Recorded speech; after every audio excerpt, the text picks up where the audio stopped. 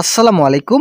মহার্ঘ ভাতা এই মাসের জানুয়ারির দিক থেকেই কিন্তু প্রদান করা হতে পারে। এই বিষয়ে আজকের এই ভিডিওটিতে বিস্তারিত আলোচনা করার আগে আপনাদের কাছে ছোট্ট রিকোয়েস্ট করতেছি, এখন পর্যন্ত যারা আমাদের চ্যানেলের নতুন সদস্য রয়েছেন তারা অবশ্যই চ্যানেলটি সাবস্ক্রাইব করে পাশে থাকা বেল আইকনটি অল করে দিন। মহার্ঘ ভাতা এই মাসের জানুয়ারির শেষের দিকেই সংশোধিত উন্নয়ন বাজেটের সাথে সমন্বয় করে চালু করা হবে।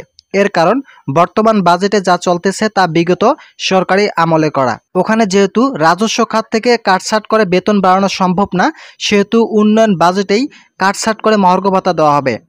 আরও সহজ করে বলতে গেলে চেয়ারম্যান, মেম্বার ও প্রতিনিধি দ্বারা উন্নয়নমূলক বা কর্মকাণ্ডের জন্য যে কথাকথিত বরাদ্দ রাখা হতো তা বিয়োজন করে আমাদের মহার্ঘ ভাতার ব্যবস্থা করতে যাচ্ছে সরকার। এতে সামনে রাজস্ব খাতে কী পরিমাণ বাজেট করতে হবে সরকার তার একটি রূপরেখা করতে পারবে সহজেই। তাই বলা যায় ফেব্রুয়ারির স্যালারির সাথে মহার্ঘ ভাতা পাচ্ছেন, এটা মোটামুটি এক প্রকার নিশ্চিত। এখন কোন গ্রেডে কত শতাংশ বরাদ্দ রাখা হবে তা দেখার বিষয়, তবে আগেই মহার্ঘ ভাতা হোক এটাই সবাই চায়। এই বিষয়ে নবম পে স্কেল পেজ থেকে এক ব্যক্তি এই পোস্টটি করেছেন, তবে পরবর্তীতে তাকে এই বিষয়ে সোর্স বিষয়ে জানতে চাইলে তিনি উপদেষ্টার সর্বশেষ বার্তা সম্পর্কে আদলে এই পোস্টটি করেন। তো আমরা সর্বশেষ বার্তাটি নিয়ে আলোচনা করি। এখানে যে নিউজটি দেখতে পারতেছেন এটি প্রথম আলো পত্রিকা প্রকাশিত হয়েছিল।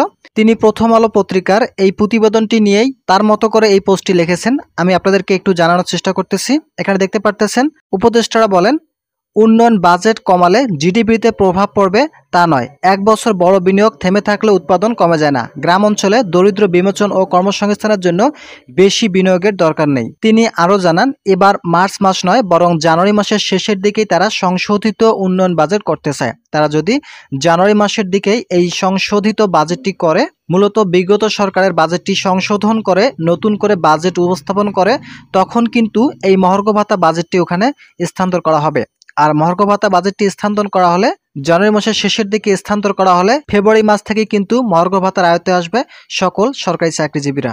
তবে কোন গ্রেডের জন্য কত শতাংশ মহার্ঘ ভাতা প্রদান করা হবে এই বিষয়ে কিন্তু স্পষ্ট কোনো তথ্য পাওয়া যায়নি। তবে এই বিষয়টিও যে সঠিক সেটাও কিন্তু এককভাবে বলা সম্ভব নয়। তবে এটি উনি ধারণার মাধ্যমে এই পোস্টটি করেছেন। আজকের এই ভিডিওটিতে আমি এই বিষয়ে বিস্তারিত আলোচনা করলাম। আশা করি ভিডিওটি দেখে আপনারা অনেকটাই বুঝতে পেরেছেন। ভালো থাকুন, সুস্থ থাকুন এবং অবশ্যই আমাদের চ্যানেলটি সাবস্ক্রাইব করে পাশে থাকা বেল আইকনটি অল করে দিন।